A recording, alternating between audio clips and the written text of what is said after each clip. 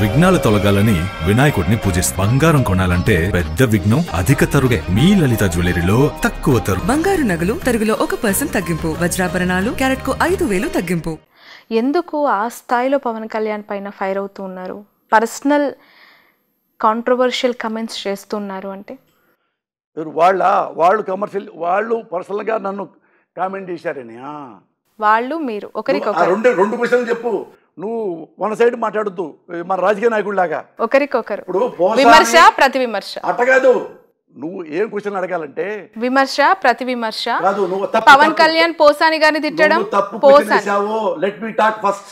ఎందుకు ఆ పవన్ కళ్యాణ్ పర్సనల్గా నన్ను పర్సనల్గా తిట్టారు కాబట్టి పర్సనల్గా తిట్టా. Should not mistake me. Okay, should not mistake. కనుక్కోండి, పోయి చూడు, పేపర్ చూడు, వీడియో చూడు, క్లిప్పింగ్ చూసుకో, టీవీలు చూసుకో, ఛానల్ చూసుకో. ఎవడు తిట్టాడు ముందు?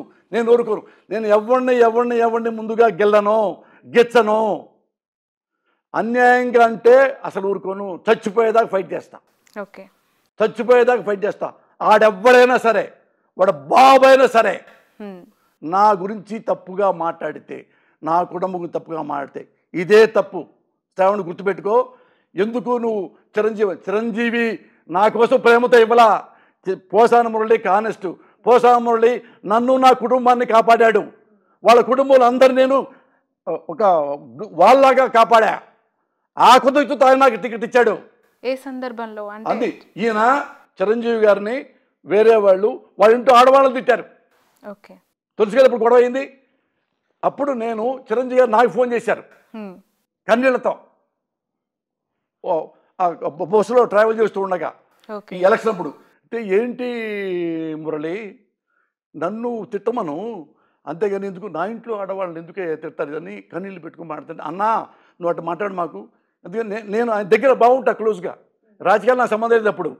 అయితే ఆయన అన్న నా బాధ్యత ఇక్కడ నుంచి నోరు మూపిస్తాను అని. అప్పుడు తర్వాత నేను ఎవడరా మాట్లాడింది చిరంజీవి గారి గురించి మాట్లాడండి. చిరంజీవి గారు అసమర్థుడా కాదా? అసమర్థుడు అని చెప్తాం. అదే గెలుస్తాడా గెలుస్తాడని మేము అంటాం, గెలవడం నువ్వు అంటావు. అవి మాట్లాడండి. అంత ఇంతో ఆడవాళ్ళ గురించి డీమోరల్ చేస్తారంటారు ఎదవల్లారా అని నేను వాళ్ళని తిడితే, అప్పటి నుంచి చిరంజీవి గారు ఇంట్లో ఆడవాళ్ళమని ఎవ్వరూ నోరెత్తలా ఇంతవరకు.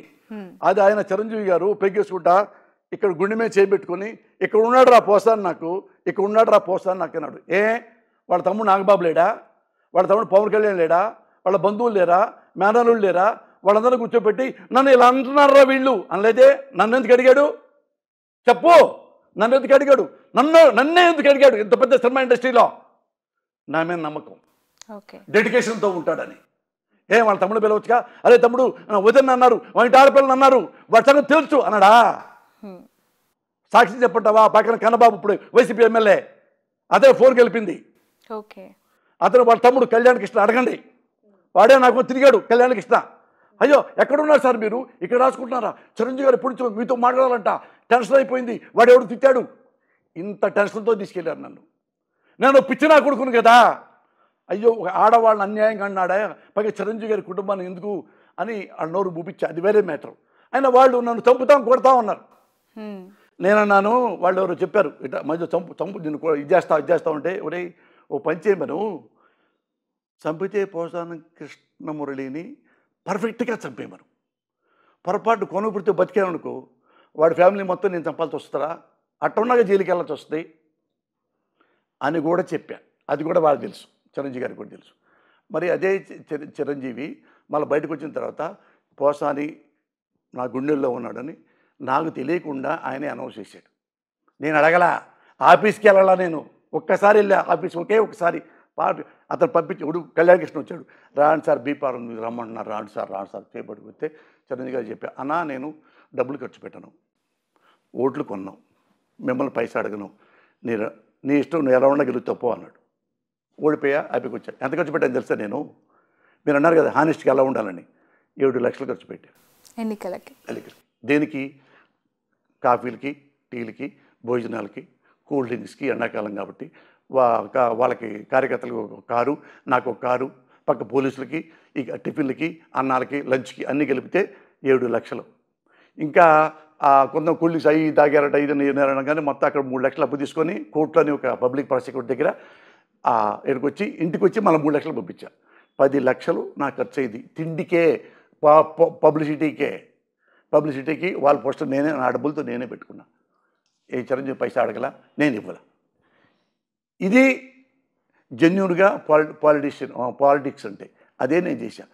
వాడటం గెలవటం మన సంబంధం లేదు. ఇక నేను నన్ను అడిగారు, అరే కనీసం కార్యకర్త కూడా ముందు తాపించరేంటి సార్ మీరు, నీకు తాగుడు అలవాటు ఉంటే నీ డబ్బులతో తాగే, నా ముందు చూసి శర్మవాణి కాబట్టి ముందు అవుతాడంటే నేను ఇవ్వను, నేను తాగను, నేను ఇవ్వను. అయితే అట్టయితే ముందు కూడా ఇవ్వనప్పుడు ఎందుకు సార్ మేము రాము, వెళ్ళిపో మొహం మీద అన్నారు. ఇవన్నీ అందరి ముందు మీడియా ముందే ఓకే చూసుకుంటూ వస్తాయి క్లిప్పింగ్స్ అన్నీ. లాస్ట్ 7 లక్షలు 10 లక్షలు మొత్తం వస్తూ ఓడిపోగా థ్యాంక్స్ చెప్పి అందరికీ మళ్ళీ టిఫిన్ పెట్టించి థ్యాంక్ యూ అని వచ్చి కారులో వెళ్తా మా ఆవిడ చెప్పి బయలుదేరి వచ్చానమ్మా, ఇది 15,000 ఓట్లే వచ్చినాయి, కంగ్రాట్స్ చెయ్యి నాకు అంటే మా ఆవిడ నవ్వింది. 15,000 మంది ఫ్యాన్స్ ఉన్నారు నీకైతే, రా ఇంటికి అంది. అర్థమైందా? అలాగా ఆ చిరంజీవి ఎప్పటి నుంచి నా మీద గుండెల్లో పెట్టుకున్నాడు. ఇలా చేశాడు పోసాని కృష్ణమురళి అని. అలాంటిది నేను ఈయన చిరంజీవి గారు పార్టీ ఉంటే చిరంజీవి గారి పార్టీలో ఉండేవాడిని. పార్టీలో చిరంజీవి గారి పార్టీలో నేను ఎక్కడ సభ్యుడిని కాదు ఇంతవరకు. ఎప్పుడు నా మీద ఇష్టంతో ఇవ్వటం తప్పితే నేను వెళ్ళి సభ్యుడిని అని ఎప్పుడు రాసుకోవాలి ఎక్కడ. అయిపోయిన తర్వాత ఆయన కాంగ్రెస్లోకి వెళ్ళిపోయాడు. పోనీ ఎవరు సపోర్ట్ చేస్తాను నేను, ఇంకా ఉన్నాళ్ళలో బెటర్ ఎవరు ఎత్తుక్కున్నా, ఉన్నాళ్ళలో బెటరు ఈయన సపోర్ట్ చేశా. అప్పుడు ఈ సపోర్ట్ చేస్తున్నప్పుడు మరి జగన్ గారిని ఎవడైనా క్వశ్చన్ చేసినప్పుడు మేము క్వశ్చన్ చేస్తాం. జగన్ గారు ఏమంటే మేము క్వశ్చన్ చేయం, జగన్ గారు మీ పాలనలో పలానా నిన్న కుర్రవాడిని అన్యాయంగా కాళ్ళు ఎరగొట్టారంట, ఆడి పేరు సుబ్బారావు, మీరు చూడండి అన్యాయం కొట్టారంట, దానికి మేము కౌంటర్ ఏమో. ఎందుకు మాట్లాడతాను అట్లా, ఏమో జన్యం కొట్టారేమో, పవన్ కళ్యాణ్ కరెక్ట్గా చెప్పుంటాడు అనుకుంటాంగా. ఇంకోటి ఏమంటే మీరు ఇట్లా అమ్మఒడికి ఇచ్చారు కదా, కాకుండా ఫలానా వాళ్ళకు కూడా ఇస్తే బాగుంటుంది వాళ్ళకు కూడా అంటే ఓకే, అడ్వైస్ తప్పలేదు. లేదు ఇదిగో మీ ఇప్పుడు మీరు ముఖ్యమంత్రి అవ్వగానే ఈ 3 నెలల్లోనే ఒకతను లంచాలు తిన్నాడు, ఇదిగో ఫలానా ఎమ్మెల్యే పేరు ఇదిగో ఇది సాక్ష్యం, దీన్ని మీరు ఎంక్వైరీ చేయండి అని ప్రెస్ ముందు పెట్టాడనుకో, వెల్కమ్. నేను అంటాను ప్రెస్ ముందు పెట్టాడండి అంటే ప్రెస్ ముందు పెడితే ఎంక్వైరీ చేయమను జగన్ గారిని, అది ఎస్ అంటే తీసేయమను అతన్ని పార్టీలోంచి. నువ్వు అనుకో పవన్ కళ్యాణ్ చెప్పను, నో పవన్ కళ్యాణ్ గారు పొరపాటు అది ఇతను తినలేదంట అని నువ్వు విష్ చూపించు. ఇది సభ్యత, ఇది సరైన రాజకీయం. ఇవి కాకుండా నువ్వెంత ఎదవా సన్నాసి అని ఈ మాటలు అంటుంటే పులివెందుల పంచాయతీ అని, రాజారెడ్డి రాజ్యాంగం అని, ఇవి అన్వాంటెడ్గా అతన్ని ఎప్పుడు మాట్లాడుతున్నాడు. అక్కడ లాస్ట్ చూశాను నేను ఓ మీడు అక్కడ సన్నాసులారా అని పేరు నానిని ఇంకోళ్ళు అన్నారు. అన్ని నిధులు మాట్లాడుతున్నాడు కదా ఇతను అని నేను ఆ తర్వాత ప్రెస్ మీట్ పెట్టా. ఊరే కూడా అనలా, ఒక్క మాట అనలా. పవన్ కళ్యాణ్ నువ్వు ఇంతమంది నువ్వు ప్రశ్నిస్తానికే పార్టీ పెట్టాను అన్నావు, సంతోషం, తప్పేం లేదు. నువ్వు ఎన్ని ప్రశ్నించావు అడిగిన ఆన్సర్ చెప్తా. నేను కూడా మా పార్టీ నుంచి ప్రశ్నిస్తున్నా, ఆ ప్రశ్నకి కూడా మీరు కూడా జవాబు చెప్పాలి అని ప్రెస్లో అన్ని క్లిప్పింగ్స్ చేశా విట్నెస్తో. ఇలా అప్పుడు అలా ఎందుకన్నావు, ఇప్పుడు ఇలా ఎందుకన్నావు, అంతకుముందు బీజేపీ చేరక ముందు ఎలాగా బీజేపీ వాళ్ళని తిట్టావు క్లిప్పింగ్ చేశాడు. ఇది ఈ నాయకుల వల్లనే దేశం నాశనం అయిపోతుంది. మళ్ళీ ఇంకో క్లిప్ తీశా పెడితే ముస్లిమ్స్ వీళ్ళే దేవాలయాలు ఇంతమంది పాడేశారు అన్నాడు. మర్చిపోయి 2 చెప్పేశాడు. ఏం పవన్ కళ్యాణ్ ఇప్పుడు ముస్లిమ్స్ తప్ప హిందువులు తప్ప 2 చెప్పావేంటి, కొద్ది ఆన్సర్ చెప్పు. అలాగే ఇంటర్మీడియట్ 3 సార్లుగా 3 క్లిప్పింగ్లు చూపించా. ఒకసారి ఎంపీసీ చేశాడని, ఒకసారి సిఈసి అని, ఓసారి ఇంకోటని ఇంటర్ ఫెయిల్ అయ్యానని. అట్టా మరి ఎవరైనా నేను కూడా చదువుకున్నాను. నేను సిఈసి చదివా, ఎకనామిక్స్, సివిక్స్, కామర్సు, అది ఒక్కటే చదువుతాను. మరి ఒకే ఇంటర్ని మూడు 6 సంవత్సరాలు చదవరే ఎట్లా ఏంది ఇవి అడిగా. ఇవి వాళ్ళకి ఆన్సర్ చెప్పలేకపోయారు. ఇవి అడిగింది ఏ తప్పు ఒక్క మాట మాట్లాడాల నేను. నువ్వు ఇవి ప్రశ్నలు చెప్తే నువ్వు అడిగిన ప్రశ్నలకి నేను సమాధానం చెప్తానన్న. దానికి తెల్లారి వాళ్ళు ఎమ్మటే రాగానే చేశారు.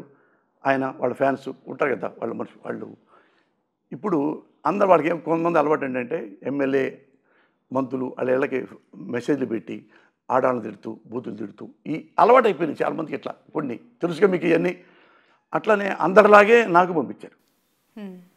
వాళ్ళైతే పాపం మాట్లాడలేరు ఎందుకులే అని పోస్తాను కదా, సినిమా వాడు కదా గడగడగడ వినిగిపోతాడు. నాకు పంపించారు. నన్ను తిడుతూ, నా భార్యను తిడుతూ, నా భార్య మంచిది కాదని, నువ్వు మాకు ప్రశ్నించు, నువ్వు ప్రశ్నించావు కదా మా పవన్ కళ్యాణ్ని, నువ్వు ప్రశ్నించు అని ఈయన పెట్టారు.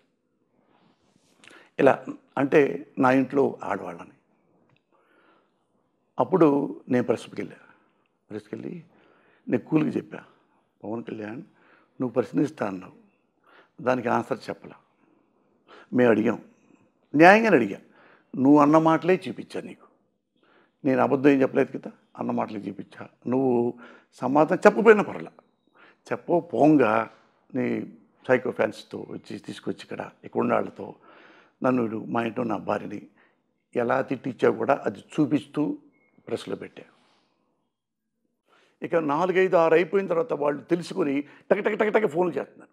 అంటే మన 2 ఫోన్ ఎత్తనీరు అనమాట. టక ఎత్తండి. ఈ ప్రెస్లు అంతా జర్నలిస్టులు చూశారు కూర్చోండి, ఈ వచ్చిన ఇట్లా పవన్ కళ్యాణ్ నా భార్యని తిట్టి తిరుగుమోతని మంచిది కాదని నువ్వు సమాధానం చెప్పరా లంజ కొడక అని అన్నా. నేను ఎందుకు నేను మామూలుగా అయితే ఏంటంటే బయట పెట్టుకొని కాముకుంటారు అందరూ, అది వాళ్ళ సైకాలజీ. పోసాను ఆ టైప్ అనుకున్నాడు పాప, పోసాను అందరిలో పాటే అనుకున్నాడు.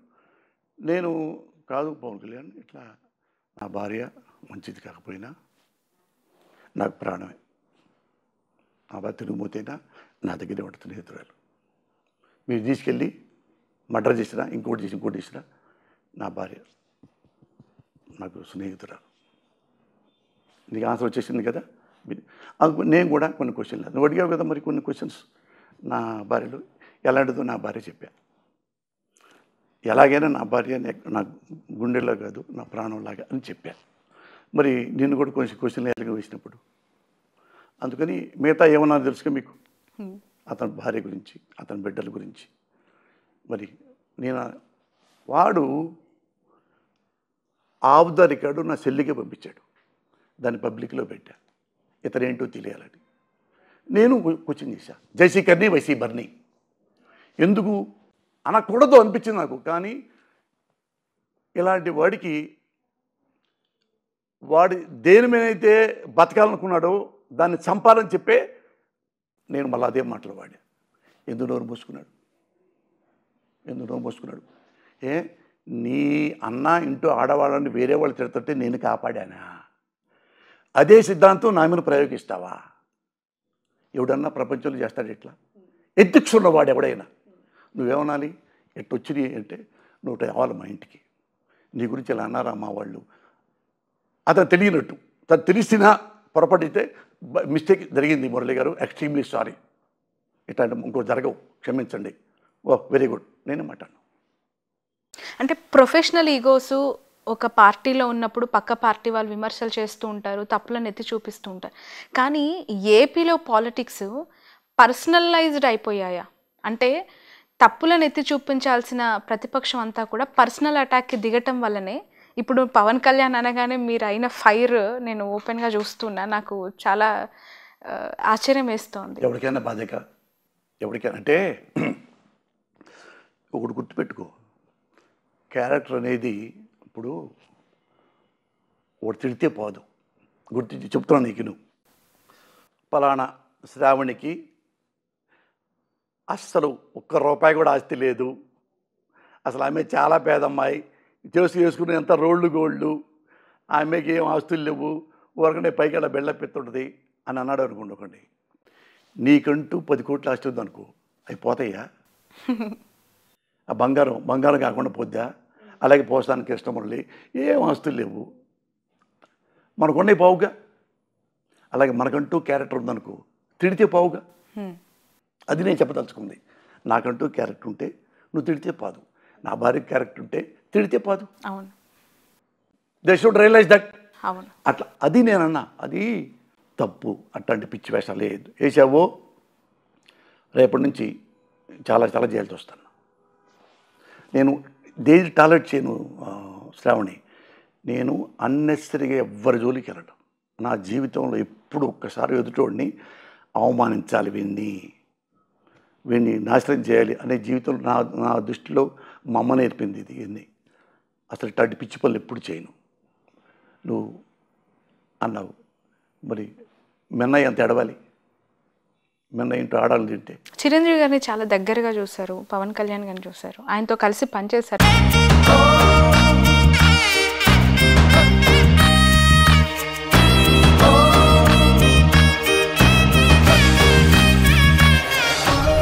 విఘ్నాలు తొలగాలని వినాయకుడిని పూజిస్తాం. బంగారం కొనాలంటే పెద్ద విఘ్నం అధిక తరుగే. మీ లలిత జ్యువెలరీలో అది లేదు, మార్కెట్లోనే తక్కువ తరుగు. వినాయకుడి కటాక్షంతో అందరింట్లో బంగారం, వజ్రం, వెండి నిండాలి.